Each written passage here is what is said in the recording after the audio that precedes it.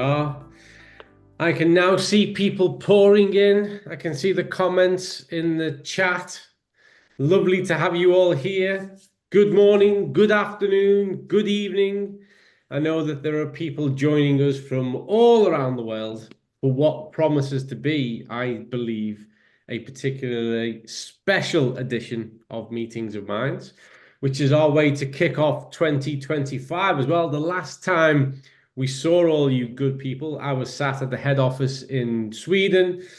Several of the team had Christmas jumpers on, and we did a review of the year. We reflected back. In today's installment of Meetings of Minds, we are definitely going to be looking at what we do and how we do it, but also casting an eye forward. It is with huge pleasure I can welcome here today Spyros and Alex from Clianti, who are going to take you through an essential and pioneering aspect of what it is that we do here at Zinzino when it comes to the balance oil, to when we start to look at Revu, and certainly when we start to look at what it is that we do as we move forward. Some of you will know that we've been in partnership with Clianti now for some time, but last year we got invested and far more formally associated with Clianti, which was a huge success for everybody involved. And so, without further ado, without me taking up any more of your time and utilizing the essential time we have, I'm going to bring forward two phenomenal people that I've had the privilege of meeting and speaking with prior to today. And I'm going to hand over to them so that they can literally lift the lid on the genuinely incredible pioneering work that they do and have been doing for some time, and inform you all, enlighten you all, and inspire you all. So, Spyros, Alex, please come forward. The floor is yours. Right. Alexander will be presenting, I would say 95, 96% of our business. And about 4 or 5% it will be me, because if I leave it to me, then will you spend hours and hours talking. So Alex, go ahead. Okay. Let's go. Thank you, Colin, for the introduction. A genuine breakthrough in olive oil, a class of its own. We don't like to boast, honestly, but we represent the olive tree. We like to think that we represent the olive tree, like this one back here, which is 2,000 years old here in Cyprus. And we represent this tree because it has so much to offer, actually, to the consumers, so much more than what the consumers are currently receiving. Also, thank you for everyone who is attending this. We'll do our best to be clear and convey the difference and the special characteristics which our olive oil has. We understand that you, Zinzino partners and people who will be passing this product on to the consumers, we understand that you are an essential part in the chain of conveying what is in this tree, which is fantastic, to the consumers. So thanks for attending.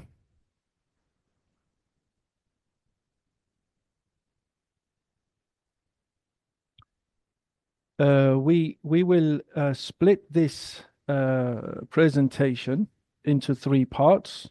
The first part is actually a short, we try to keep it short, introduction of us. There's a little bit of background of us and the company. Then we'll go straight to the olive oil itself. We'll talk about the molecules. We'll talk about special analyses that we've done on the olive oil, and also how you yourself can see for yourself, using your senses, how this olive oil is really pure and potent. And then we will talk for a short time on how we do it, the actual process.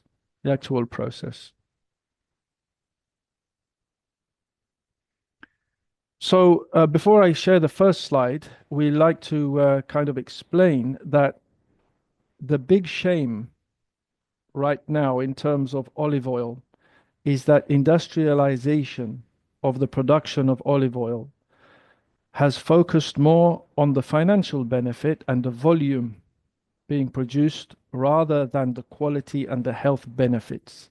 Industrialization, the currently widely used machinery, which is used to produce olive oil, has starved the consumers of the true benefits of or what this olive tree has to offer. So, bear with me while I share this slide.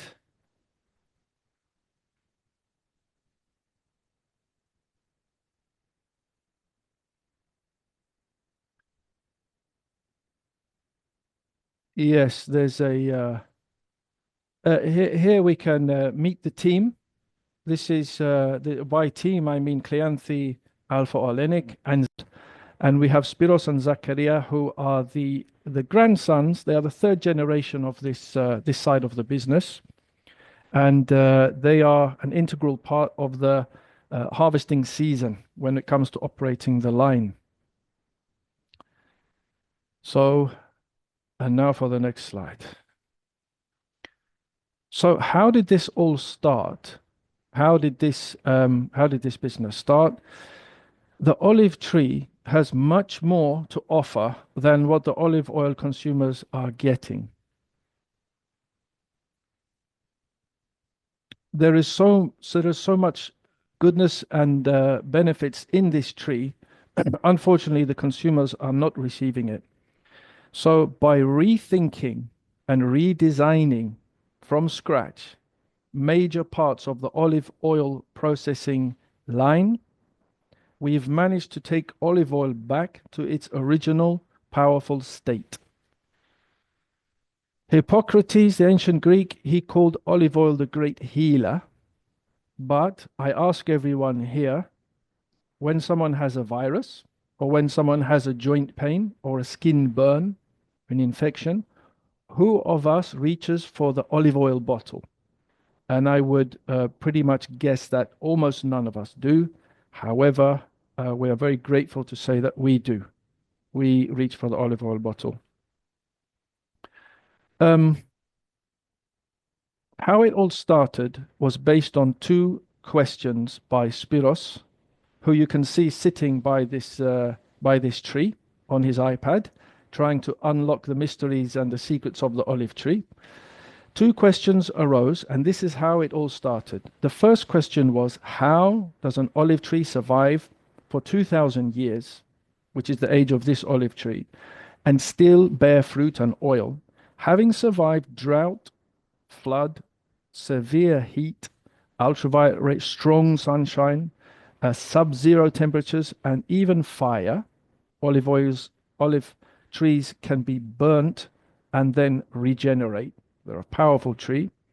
Also, parasites, insects, and microbial infections. How can this tree survive through all this? That's the first question. The second question is, why is it that when you pick an olive from the olive tree, if it's early harvest or medium or late harvest, and if you eat it, it's so potent in phytocompounds that you can't eat an olive from the tree. It is very bitter, and it is astringent, which means that it dries up your mouth. So the question was, why is the olive so potent, and yet the olive oil is so relatively weak? And Spyros, with his special relationship with machines, with his background, he knew that the reason that the olive oil we have these days is relatively weak is because of the process. And he knew also that the reason for the longevity of the olive tree is its phytoalexins, its defense chemicals, which we try to collect and protect and put in the oil. So I hope I'm running okay on time. This introduction section should be just a few minutes. I'll pass it over to Spyros now, who will give a very brief background of himself. Right. Thank you. Let me see. You can see me, I guess, Alexander. Yes. Yes, and here. Thank you for giving me the opportunity to share with you my enthusiasm, my passion, and creativity into delivering to our customers the gifts that an olive tree has preserved for thousands of years. Right. So here are some of the nations that I have participated specifically in the peanut industry. So I have spent most of my career in the peanut industry. I have built and consulted for huge processing factories in these countries as shown. And most of them are still in operation. But in the first,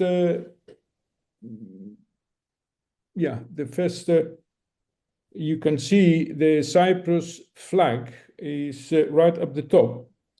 But in all of my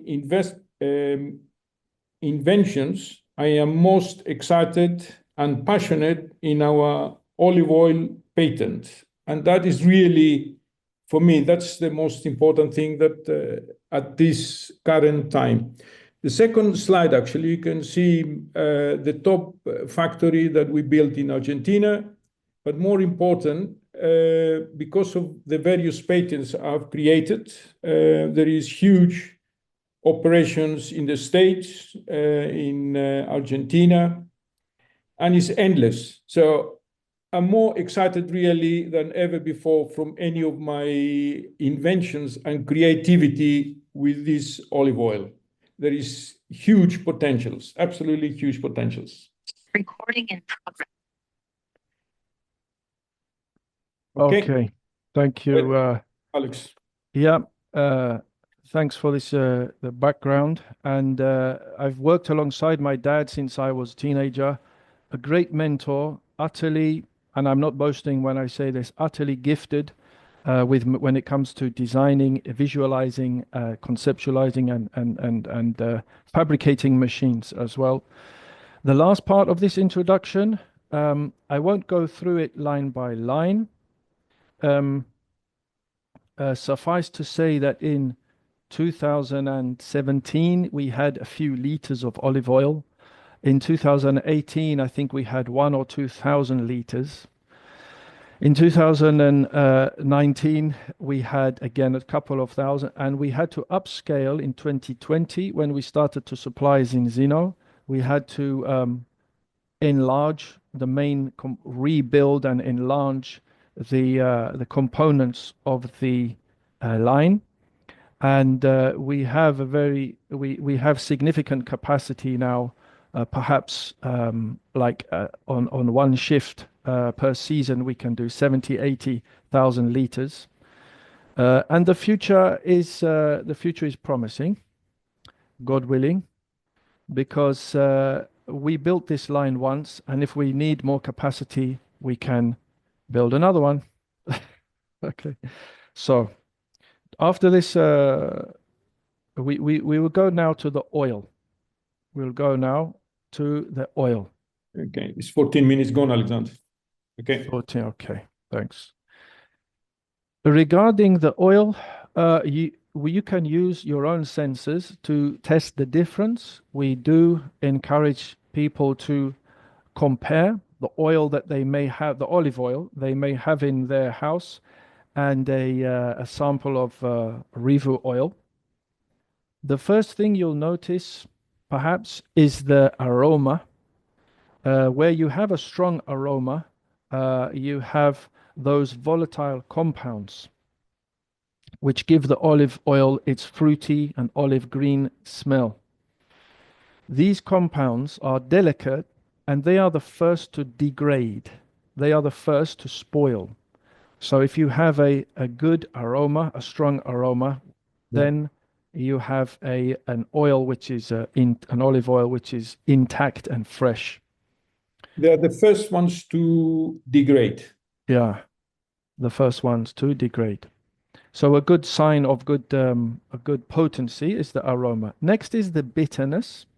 The bitterness is caused by oleoeuropein, which is a polyphenol.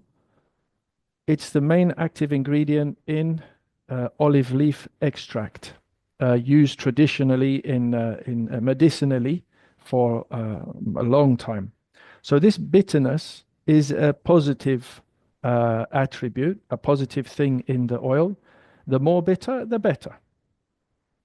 Then after swallowing the olive oil, you should experience to a certain degree the throat burn, which is called pungency. This throat burn is caused by oleocanthal, which is a polyphenol. It is very sought after by sommeliers and connoisseurs of olive oil. All of these three are positive attributes which olive oil experts they look for. It should have a good aroma, strong, it should be bitter, and it should be pungent. This pungency or throat burn, by the way, a peppery sensation at the back of the throat, it can be quite intense, can cause you to cough, can even cause your eyes to tear up. But don't worry, it passes quickly. It's all good. The mouthfeel of the texture of the olive oil is fine and not thick. And we recommend everyone to get their hands on some Revu oil and put it on their plate of warm food, where from the heat of the food, the volatiles will jump up, the aromas will spread, and your meal is transformed and enhanced. So, of course, we don't rely on our senses to quantify our olive oil. We do laboratory analyses, and that's what we'll talk about next. We take the analyses very seriously. We take our sampling very seriously. It's our research. It's our eyes on what's happening inside the oil. It's essential to us. We do basic analyses. We do basic analyses such as acidity, polyphenols, peroxide. We test for triterpenes and vitamins. One of the key points here is that when we sample our olive oil, we sample it as a composite representative sample, which means that the sample which we take represents our entire batch. On the other hand, there's a lot of trickery going on where a producer will select the best olive oil, a small batch, and say that this represents the entire batch. That's dishonest.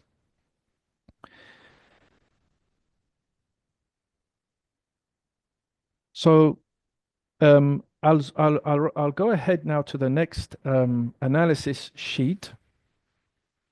That's 18 minutes, Alexander. Okay. Right, so we have to move fast. The oleum analysis uses ultra-high pressure liquid chromatography, UHPLC, specifically to quantify two important polyphenols. They are hydroxytyrosol and tyrosol. These two polyphenols are the polyphenols which must be in the oil in order to use the EFSA health claim, which is olive oil polyphenols contribute to the protection of blood lipids from oxidative stress.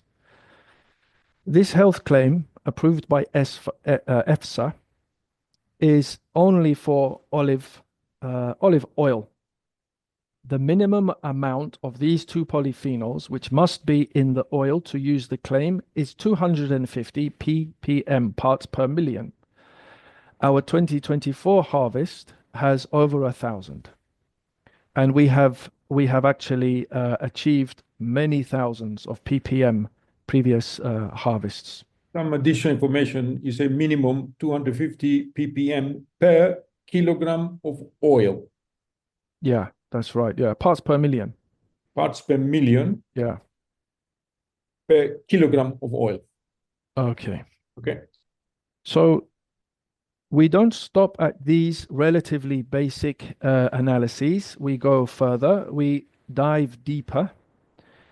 Uh, we sent our olive oil to the Kurtz Institute, and we did two tests. One of them is the cellular antioxidant activity. The other one is oxygen radical absorbance capacity. Regarding the CAA, it quantifies the antioxidant activity inside the cell after these antioxidants have crossed the cell membrane. We had a report done, and this is where we discovered ourselves that actually our process is entirely different, and we were very surprised. The technician at the laboratory asked us, what have we put in our oil? We said nothing. No, that's the whole point. The whole point is that the olive tree has a lot of, is very potent. And that's our mission, is to deliver what is in the olive tree to the oil, to the consumers. The results of the CAA, the average olive oil was 10. The key figure is 10. It's micromoles of quercetin equivalent per 100 milliliters, but the key figure is 10. We analyzed 3 samples, not just 1, but 3, and our average was around 700, which is 70 times the antioxidants available inside the cell compared to with the standard processed olive oil. This was very significant, and this score was actually higher than an antioxidant supplement, which was made from olive extracts. So our olive oil had a higher cellular antioxidant activity score than a antioxidant supplement. This hydroxytyrosol, actually. Yeah, it was based on hydroxytyrosol, yeah. Yeah. This proves to us the purity and the potency and the difference in our process. The ORAC it measures, the ORAC analysis measures the ability of the oil to neutralize reactive oxidant species. So it's its antioxidant capacity, let's say. And again, to compare with many samples of standard processed EVU, the score was around 400, the key figure being 400. And it's Trolox equivalent per 100 milliliters, micromoles of Trolox equivalent per 100 milliliters. Good luck to the translators with that one. But the key figure is 400.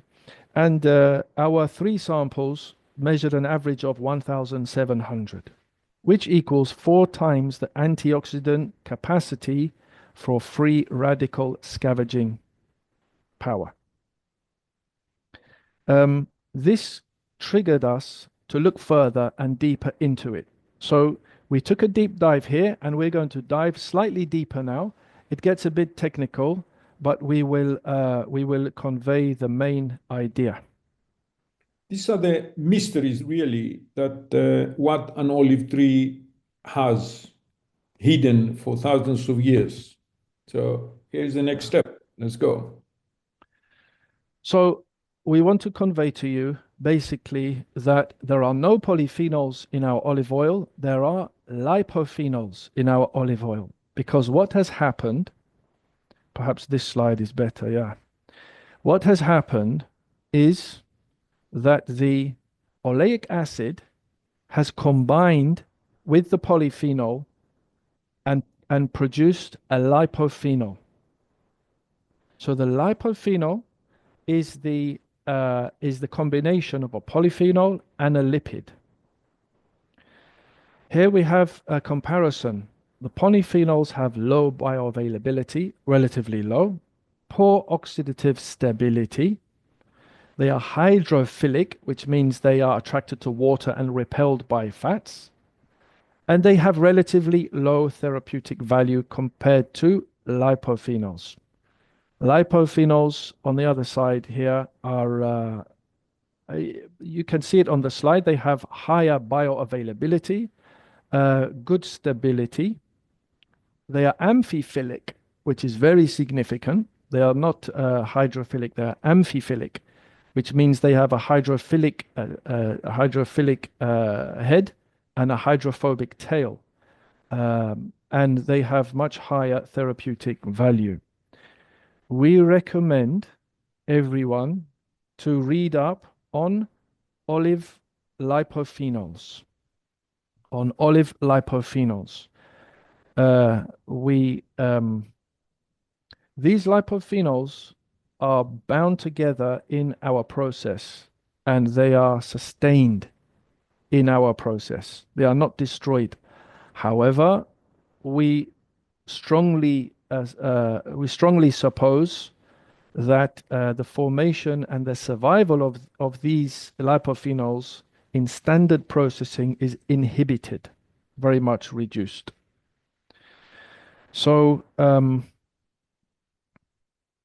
this was the reason, actually, this proved to us the purity and potency of our olive oil. And it was the reason really for our very high cellular antioxidant activity score, which is good news for everyone. Now we will take a quick view of the actual polyphenols without the oleic acid tail. So these is just the polyphenol molecules.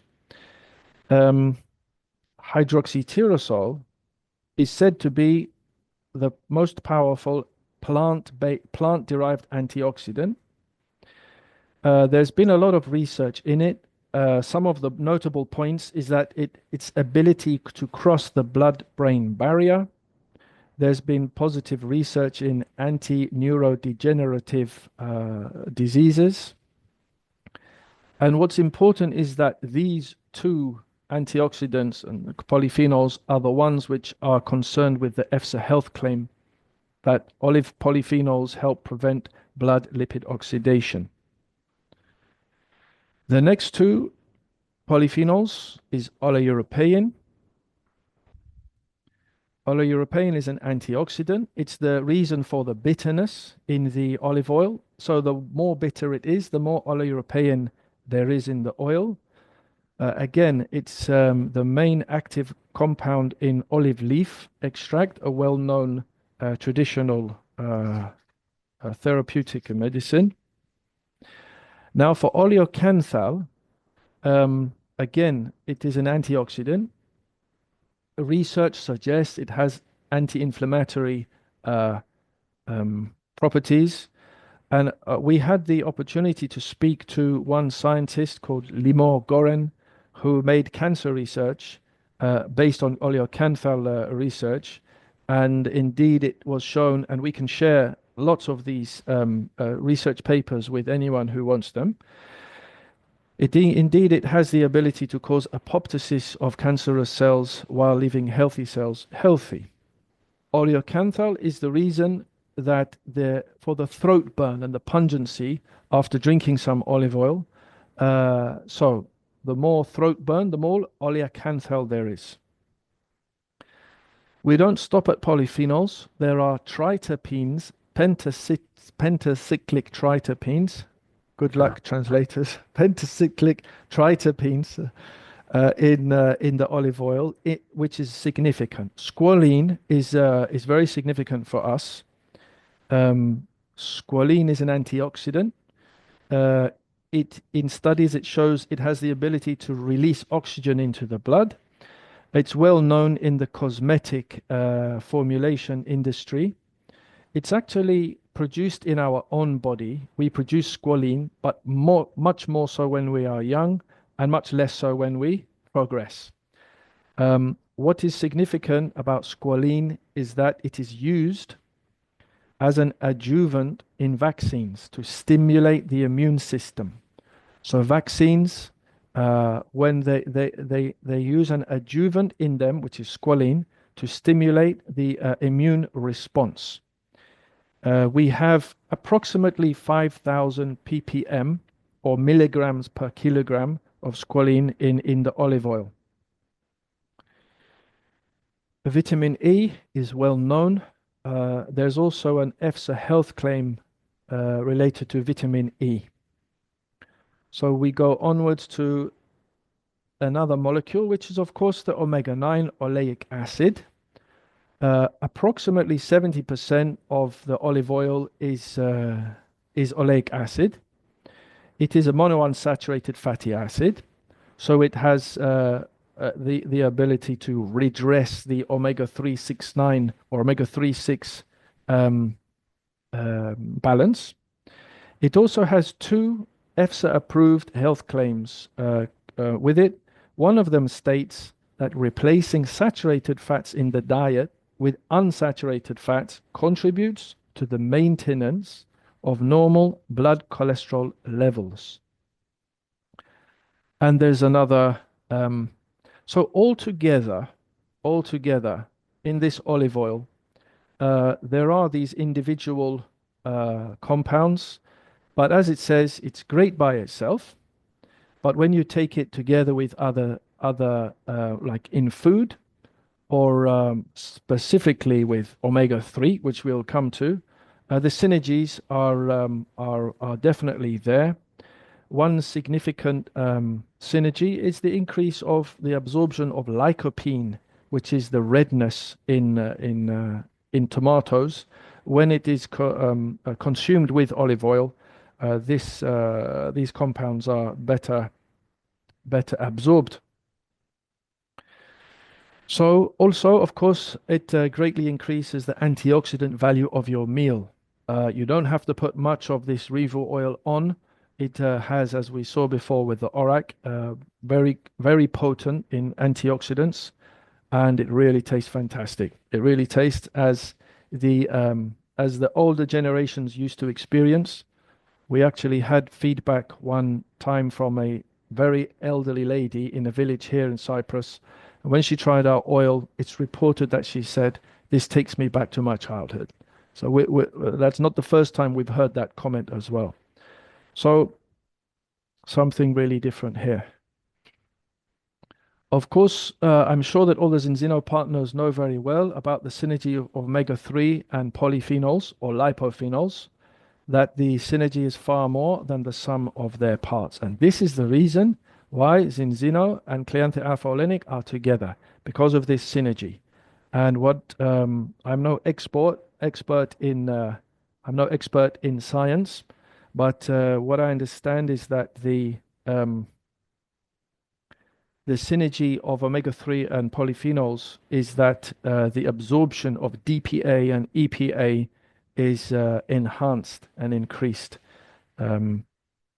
And of course, the antioxidant capacity of the olive oil protects the omega-3 fatty acids from oxidizing, and they are very susceptible to oxidation. So it's really a great synergy, and that's the whole reason why we are together, and we are happy for that. If there's any comments or questions, please pass them to Dr. Colin. If there's any comments from Colin or Spyros, welcome. I've just got one question. There's been a few questions and comments, but you've actually, Alex, you've covered some of that, and I feel like that's where you're going. But if you don't mind for a moment, just going back a little bit, because obviously at the start you discussed this 2,000-year-old olive tree, which is remarkable. And somebody asked the question, climate change, and has that affected the olive oil production in any way? Alex, you better answer. Well, here in Cyprus, of course, we saw last year, no, in 23, we saw pretty severe drought. We also saw like severe weather, like fires in Greece. And this certainly affected the price of olives, the supply, and therefore the price of olives. So I would certainly say a yes, that it has affected the olive oil. I mean, it's a natural crop, so it's subject to climatic conditions. And but as we said, this 2,000-year-old tree has survived through 2,000 years of climatic variations. So so we're betting on the right tree here. Yeah, fantastic. Yeah. So No, I think the other questions, it feels that you've either answered them, or as I can see now, we're gonna steer into them. So please, Alex, back to you. Okay, thanks. 35 minutes, Alexander. Okay, okay. So the key takeaway here is that the oil by itself, as olive oil, before being mixed with anything and before being ingested, the olive oil by itself is very pure. It has unique potency and unique oxidative stability.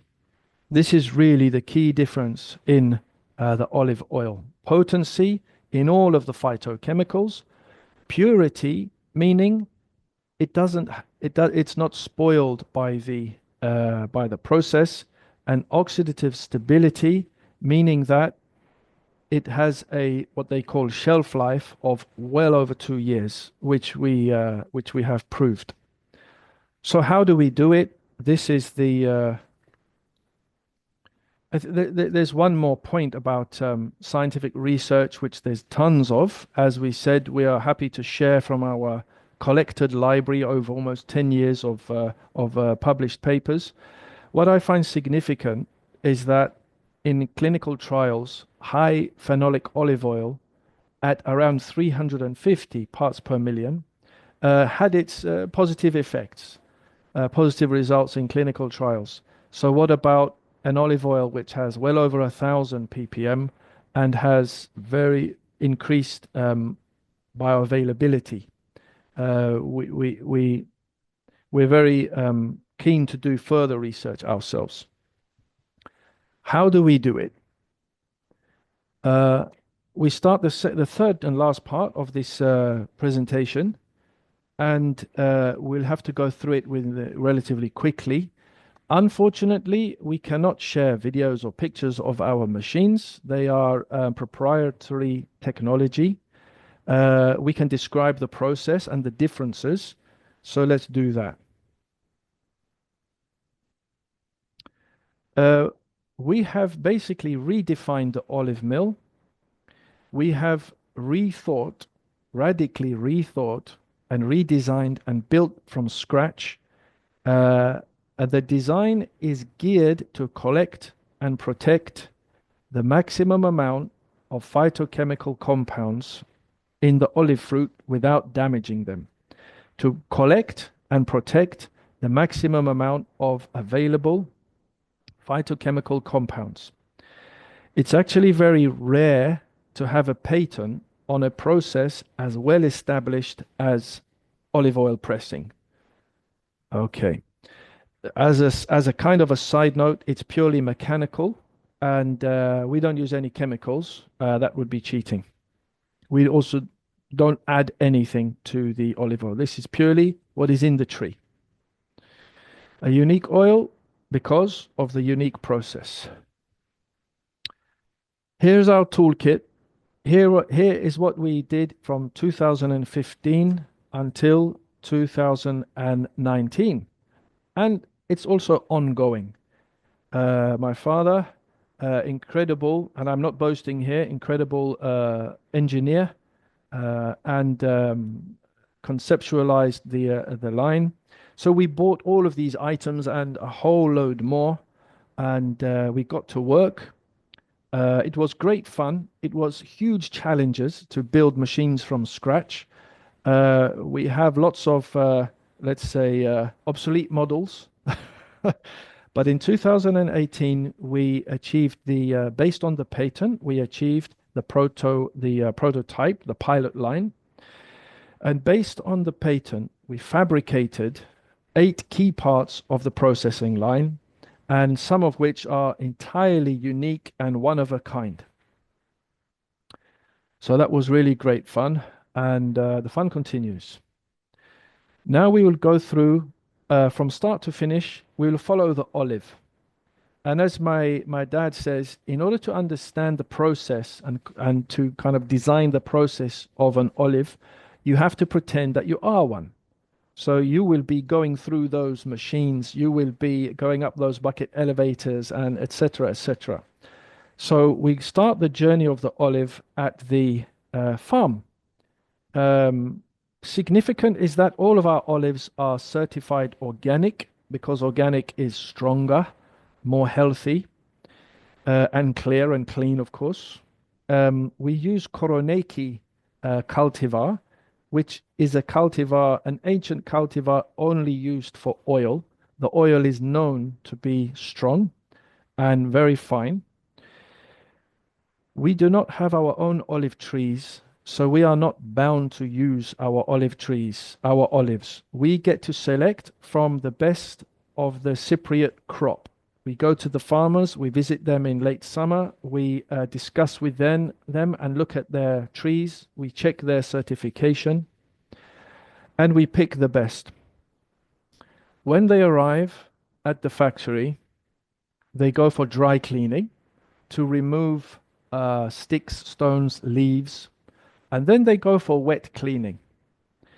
This wet cleaning part of the process is unique to us. It's built by us, and it gives the olives a shower of fresh, warm water. This removes the surface contaminants and pollutants so that by the time they go for pressing, they are clean and clear.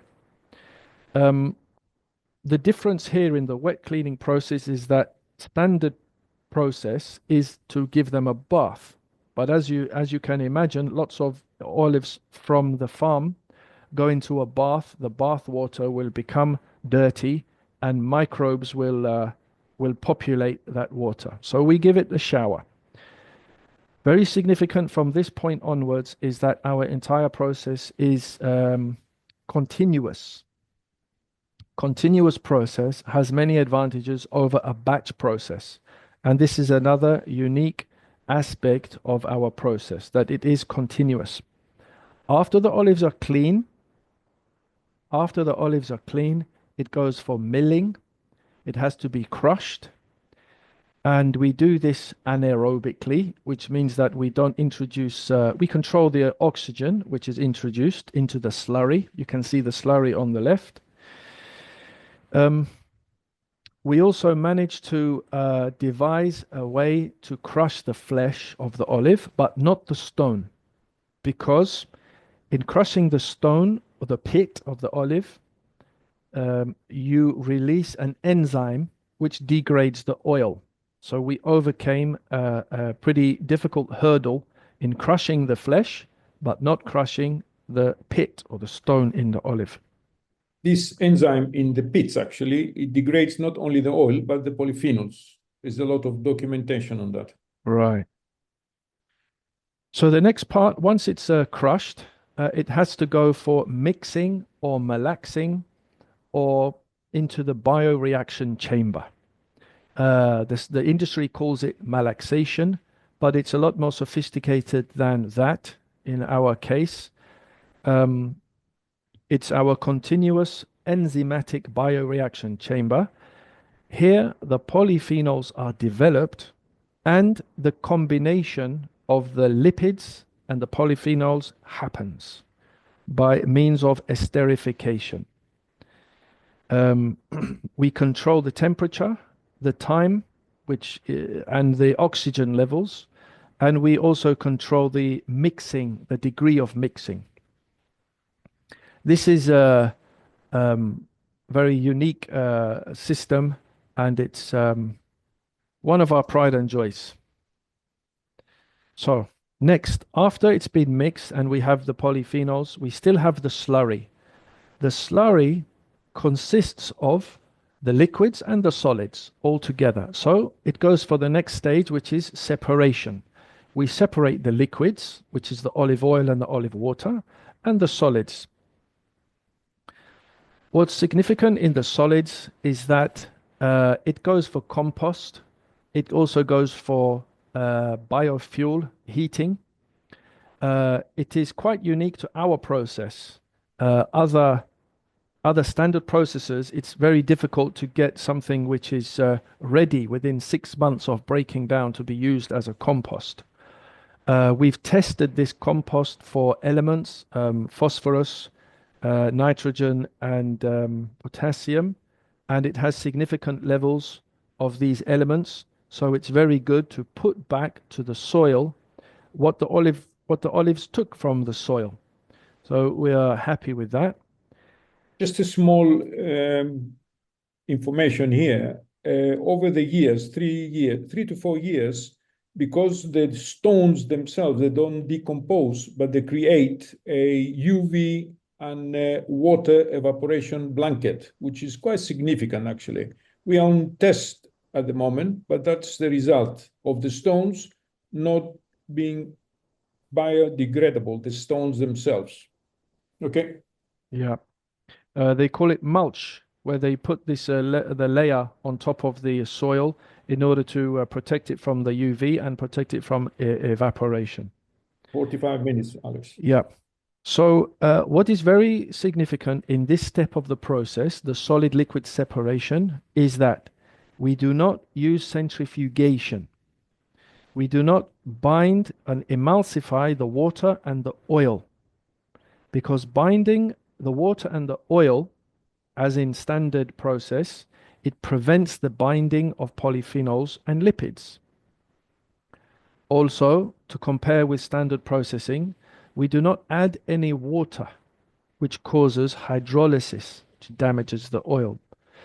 Also, we do not add any air bubbles, micro air bubbles, so we don't have that damaging oxidation.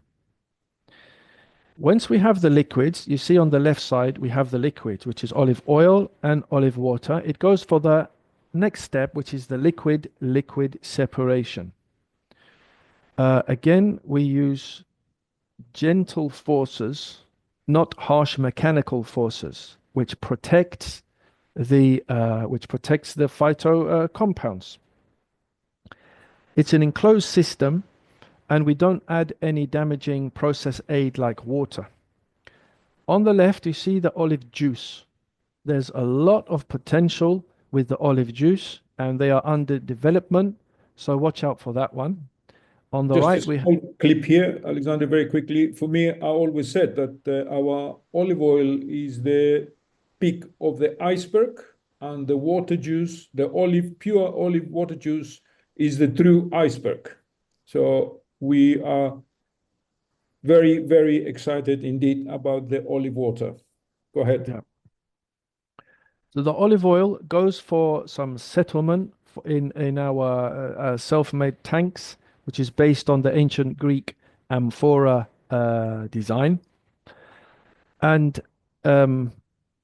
so then after it is settled, it goes for some basic filtration, where we remove tiny particles of olive flesh. And after the filtration, it is ready for packing. We use our bulk packing, which is protects it from, we don't trap any oxygen in there. Also, we don't trap any, it doesn't let any UV light inside. Load it up onto the container, ship it, and it arrives to you in your Revu bottle. And the Revu bottle, incidentally, is a special type of glass. So we save that piece of information. That's the end of the presentation. What we really want to convey is that the olive tree produces a whole lot more than what people are getting. This is our mission, to collect and protect these phytochemicals and deliver them to the consumer. Thanks for listening. Over to you. Fantastic. That has been so insightful, really, from ancient history all the way through up until the end product and in people's hands. We've got a few minutes, and there's been a few questions. I know people have been on here asking if they can access a recording and if they're going to be able to access notes. The recording for sure. And I apologize because I normally say at the start of these sessions, grab a notebook and a pen and be ready. So hopefully you have taken some notes. But we can share the slide, and we have some prepared notes which we'll just tidy up, and we can share them. Give us some time and we'll do that, no problem. And we can also share research papers for anyone who's interested to read up on this research. Fantastic. Well, we've got a few moments, so I just want to ask a couple of questions that have popped in. And some of these are similar to the type of questions we get. And the first one is research related. Do you have any research that looks at in vitro or in vivo studies that looking at the context of this? We have ourselves the CAA, as I understand, Dr. Colin, that you know better than me, that this is an in vitro test. It uses live cell culture, so that's considered in vitro. Regarding ourselves to do research, as we know, the cost is very significant, so that's coming up. That should be in the future.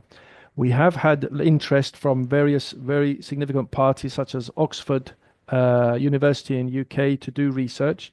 However, there is so much research done already out there that there's an abundance of research of all types, clinical trials, in vivo, in vitro.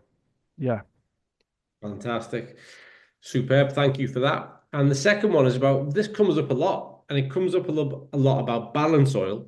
And I think this is a real opportunity to get your take on this, is Totox. So can you make a comment on this oil and the Totox value, score, grade? Please make a comment on that. Totox is measured. Well, I think that the ORAC is. But what is Totox? So total oxidation value. And we get asked this a lot. I mean, I can comment here. When you start to look at this, when you start to look at the actives of it, and this is where the message gets confused because of, let's say, other misinformation that's out there. A Totox, when you look at total oxidation, and when you start to look at it when it's a combined product, which is omega-3 plus the olive oil, is going to be altered, because actually what looks like a poor score is reflective of how active the polyphenol or the lipophenol are. And so I guess the question here is being misled by what people think Totox is.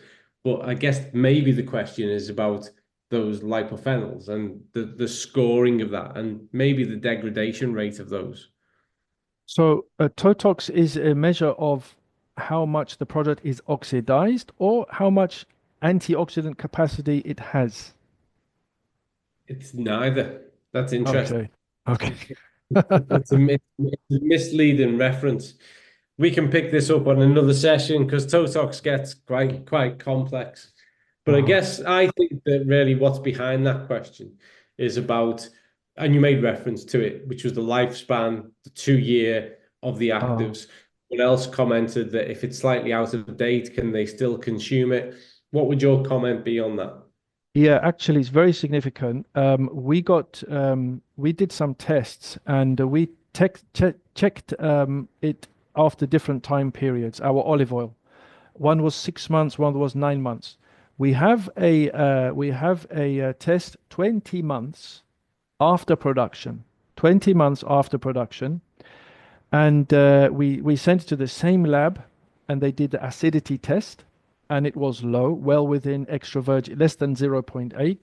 Now, significant is the peroxide, how much it has oxidized, and it was still low, well less than 20, within the extra virgin parameters.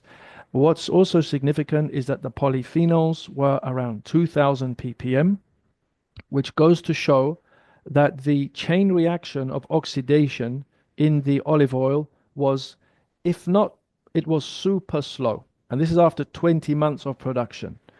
And I kind of put the challenge out there for someone to, in around August, when olive oil is a good 9 months old, go to the shops, take a bottle of the most recent olive oil, and check the aroma. Check for yourself, and then check against the Revo oil or the balance oil. This is really where the difference is, the oxidative stability. And in a strange way, you've kind of answered the Totox question. So thank you very much for that, Alex. Great.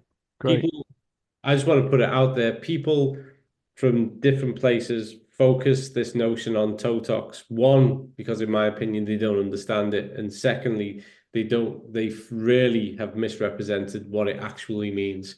And your description there of how well the Revu holds up over that 20 months and how long it remains so highly functional and effective really blows all that argument out the window. Excellent.